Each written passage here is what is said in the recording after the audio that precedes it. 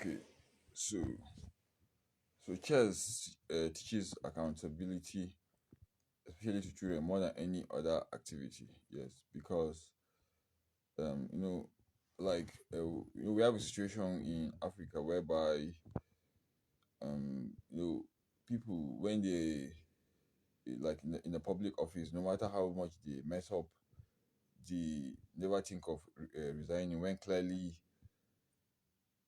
they have made so many mistakes and it's required that they are required to resign. And in many instances, even when there's ample evidence, they still try to deny, they still try to lie that and argue that they were not wrong and things like that. So, but in a game like chess, like I was saying earlier on, if you have a very bad position, there's a way that your position can be so bad that you'll be required to just resign. Because if you play on, is even considered a sign of disrespect to the opponent. So you realize, okay, my position is so bad, I just need to resign, show respect to the opponent. And one of the main reasons why we resign is to show respect to the opponent, because even if you play on, you're still going to lose. Yes. So Kosi demands that you resign. Okay, admit that, okay, I messed up. I messed up. So I'll just resign because I know that this position cannot be salvaged. And then another reason is to save time, especially during a tournament, so that you can just resign, you go, you rest, and wait for the next round. And also in chess, you know, the way that chess tournaments are done, especially when they are so, because normally during chess tournaments there are usually so many people that play in a tournament. So we have, just like we have referees in football, in chess we have what we call arbiters. So the arbiter, so sometimes it's usually one arbiter that will be looking at probably five board, in some cases 10, depending on how the number of arbiters. So the arbiter usually does not see everything. So a situation whereby you're playing with your opponent and then the person plays what we call an illegal move, or he does anything that's against the rules of the game, even if there are no witnesses or the arbiter doesn't see it. In chess, people don't usually argue or lie. If your opponent raises his hand and reports, you said, okay, my opponent played an illegal move. So in chess, when the arbiter comes, the person that plays the illegal move doesn't deny or lie or argue. He admits it, okay, yes, I played an illegal move, and the arbiter will penalize him. Because in chess, chess is a game for highly intelligent people. So in chess, we are beyond lying or arguing. It's not like some games whereby somebody will commit a foul, and then when everybody saw him committing the foul, there are cameras everywhere, and this is even over. But the person will still be raising his hands and arguing and lying and to say that, yeah, he didn't do it. In chess, we don't do that type of thing. So chess teaches accountability, yes, especially to children.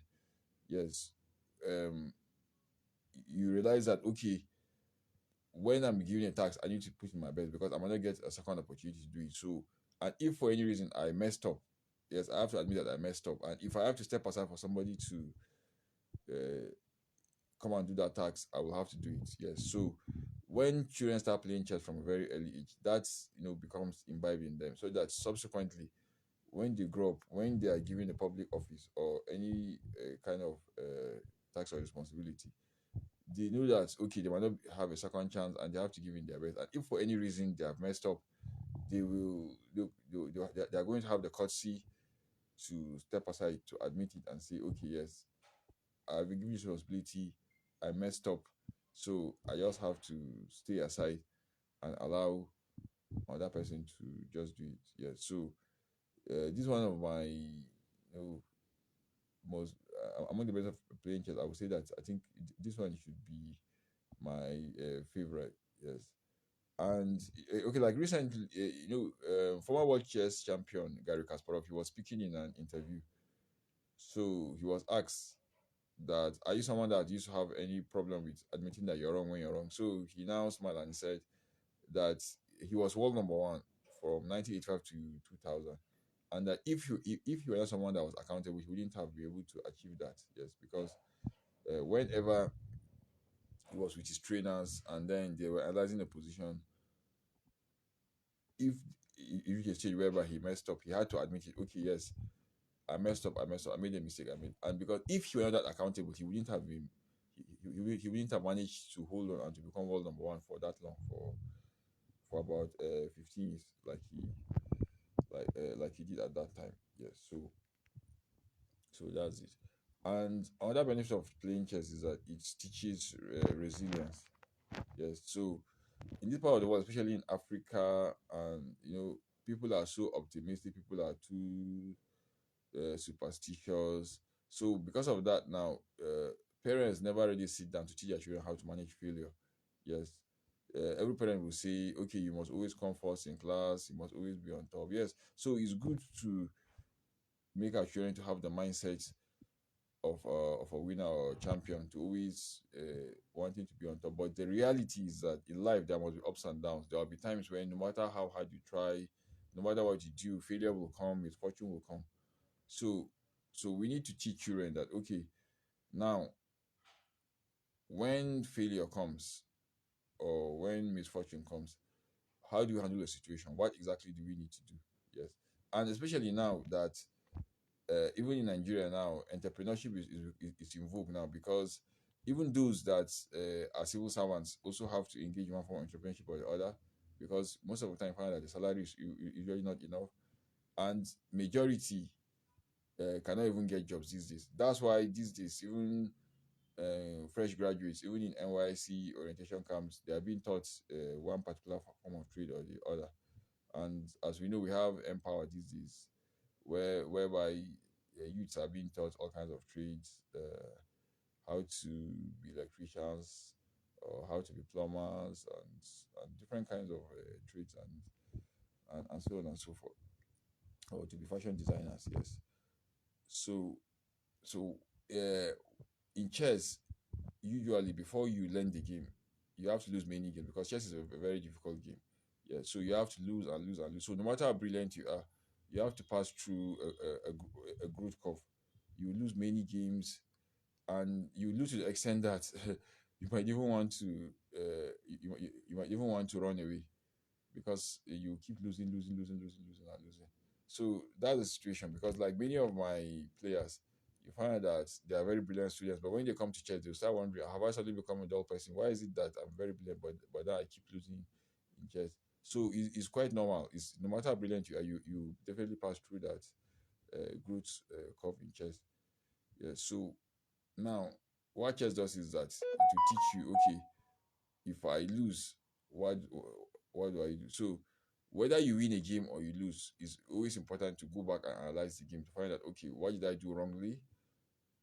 Which move did I make, or what were the mistakes that I made? What were the inaccuracies that I did that made me to lose? So such that now,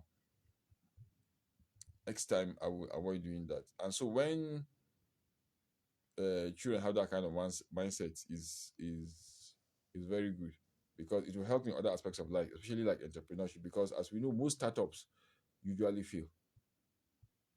um, Even 70 80% of startups fail. Yes, whenever you start a business, especially when you don't have the experience, the business will definitely fail. And sometimes you might have to try twice, thrice, or sometimes even more before the business will finally pick up. Yes, so chess builds that kind of resilience, because, like in this part of the world now, what I found that in some of our tournaments now, when some young people come, when they play, they don't do well, then they run away. They never even come back.